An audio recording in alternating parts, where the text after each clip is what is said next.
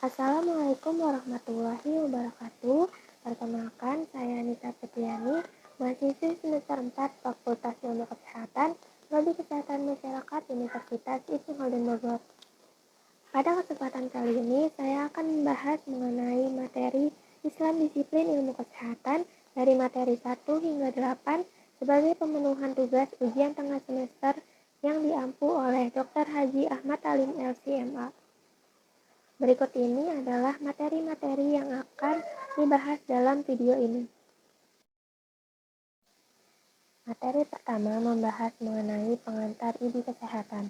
Dalam pandangan Islam, ilmu memiliki peranan yang sangat besar dan memiliki kedudukan yang tinggi di sisi Allah Subhanahu wa Ta'ala. Sebelum melakukan segala sesuatu, kita perlu mendahulukan ilmu. Ilmu harus didahulukan sebelum beramal dan berkata. Karena ucapan dan perbuatan kita tidak akan ada nilainya bila tanpa ilmu. Amalan yang banyak yang kita lakukan bisa tidak dianggap di sisi Allah Subhanahu wa Ta'ala kalau tidak didasari dengan ilmu. Terdapat saluran-saluran ilmu yang kita gunakan untuk mendapatkan suatu ilmu. Yang pertama yaitu melalui persepsi indera atau idrak al-hawas. Saluran ini berasal dari pengalaman yang bersandar dari persepsi indera. Yang kedua, melalui proses akal sehat atau ta'akul. Yang ketiga, melalui intuisi hati. Dan yang terakhir, melalui informasi yang benar atau khobar sodik. Dalam kesehatan, terkadang masih ada orang yang berpikir secara kufarat, atau berpikirnya itu tidak berdasarkan ilmu. Misalkan, ada orang yang sakit namun masih dikaitkan dengan hal-hal mistis. Bukannya pergi ke pelayanan kesehatan, tapi malah pergi ke orang pintar atau dukun. Materi selanjutnya yaitu mengenai model islamisasi ilmu kesehatan. Islamisasi dapat diartikan sebagai proses pengislaman.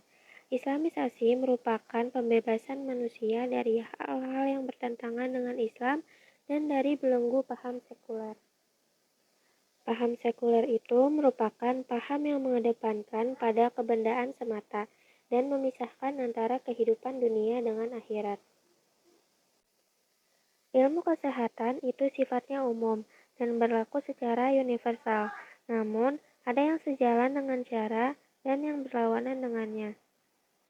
Terdapat dua istilah di dalam Islam yang menunjuk kepada kesehatan. Yang pertama sihah. Sihah merupakan kesehatan yang bersifat secara fisik dan biologis. Dan kedua yaitu afiah yang sifatnya mental dan psikologis. Di dalam ilmu kesehatan juga terdapat beberapa karakteristik. Yang pertama, menekankan pada aspek pencegahan atau preventif. Yang kedua, berbasis pada penelitian ilmiah yang berarti sifatnya sudah akurat. Yang ketiga, bersifat holistik yang artinya satu sama lain saling berhubungan. Dan yang terakhir, menekankan pada pola hidup sederhana dan seimbang. Materi selanjutnya yaitu mengenai manusia sehat perspektif Islam.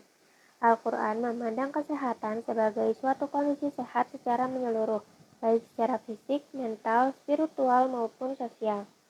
Kesehatan tidak hanya dilihat dari fisiknya, namun perlu diperhatikan juga batin atau kesehatan jiwanya. Jiwa yang sehat sudah semestinya mengikuti anjuran yang diberikan oleh Allah Subhanahu wa Ta'ala, seperti dalam mengkonsumsi makanan yang halal dan menjauhkan dari segala hal-hal yang haram. Jika orang sehat secara fisik maupun mental, maka akan lebih mudah untuk melakukan aktivitas sehari-hari mereka dan lebih mudah untuk melakukan ibadah. Selanjutnya mengenai konsep manusia sehat holistik perspektif Islam. Gangguan kesehatan pada manusia dapat disebabkan dari fisik maupun dari hati. Hal tersebut dapat disebabkan oleh dosa manusia itu sendiri, yang kedua dari hawa nafsu, ketiga karena mempertuhan benda mati, dan yang keempat keliru dalam mencari panutan. Materi selanjutnya yaitu mengenai ketiga dalam perspektif Islam.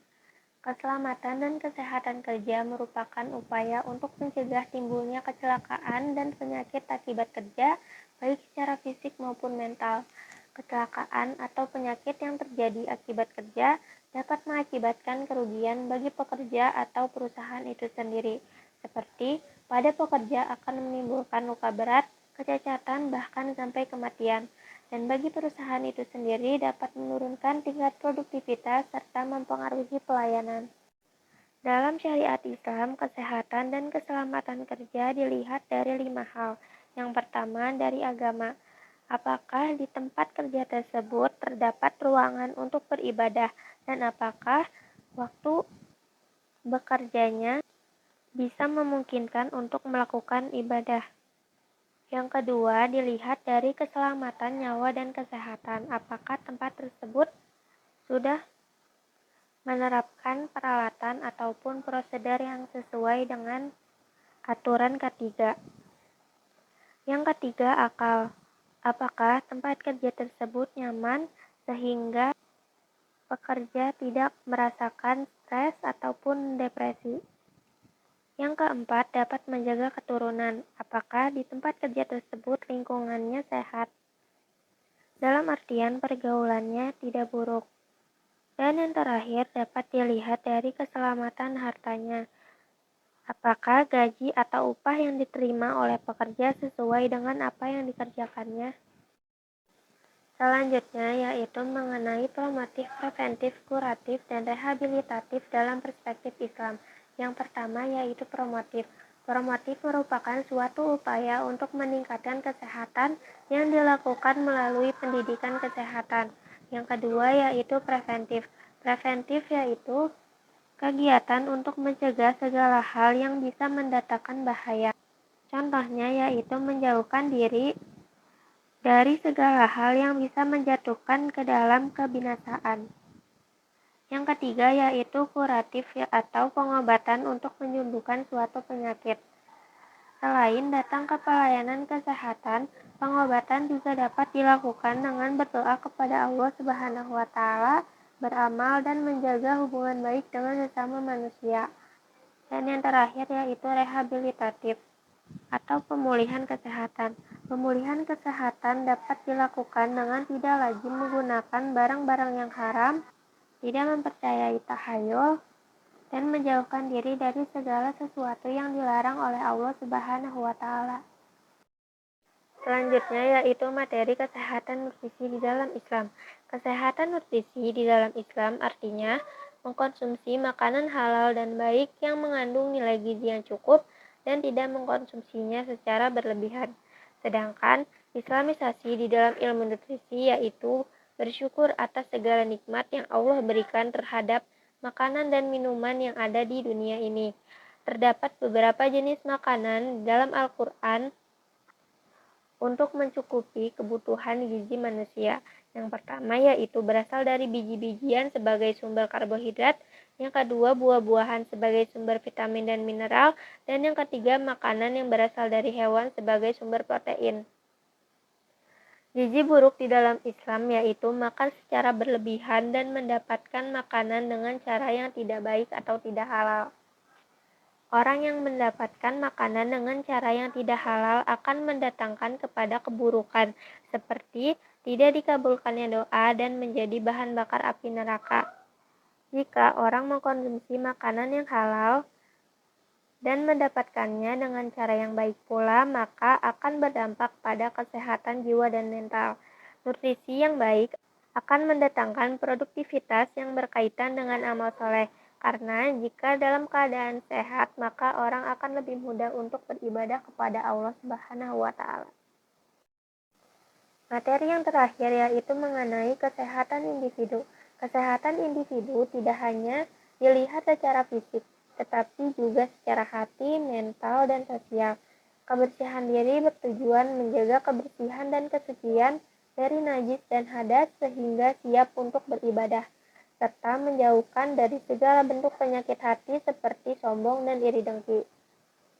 Ada beberapa hal untuk menjaga kebersihan diri di dalam Islam. Yang pertama, menjaga kebersihan kulit, menjaga kebersihan pakaian, menjaga kebersihan makanan, menjaga kebersihan rambut, disiplin mandi, menjaga fitrah, menjaga kebersihan hidung, menjaga kebersihan tangan, menjaga kebersihan perut, menjaga kebersihan gigi dan mulut, menjaga kebersihan sumber air, dan menjaga kebersihan lingkungan sekitar. Sekian yang bisa saya sampaikan.